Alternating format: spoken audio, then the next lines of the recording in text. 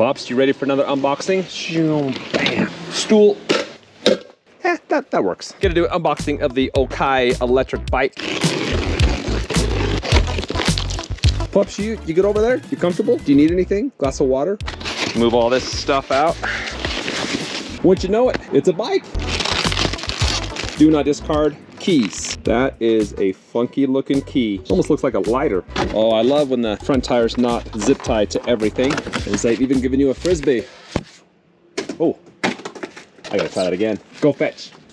Of course, you got the fender. I'm liking the color. Is that a built-in LCD screen to the frame? Here we go. That is not the lightest thing ever. Woo. Big old monster spider in there. That is a funky looking design. This has got to be the battery. Has a little flap here so you can charge this on the go. A couple screws. Some nice looking headlights. Of course, the pedals does have a rear light. It's not built into the bike, and it does take 2 AAAs. Owner's manual, charging cord. So many twisty ties.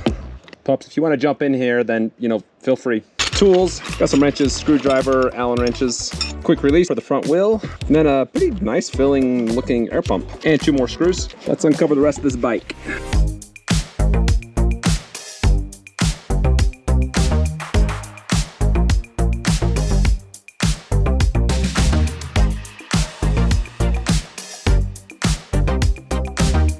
All right guys, I got it all put together. Let me walk you through it, show you a few things that I thought were pretty cool. Never seen that design before, but kind of cool. Built-in LCD screen, a light here, light on the other side. Nice filling grips, throttles on the left side. Tektro disc brakes, Shimano 8-speed, which is underneath the grip, which I prefer. Everything's all wrapped up here, looks pretty clean. Front fork suspension, big old monster CST BFT tires. Got a Shimano Altus derailleur.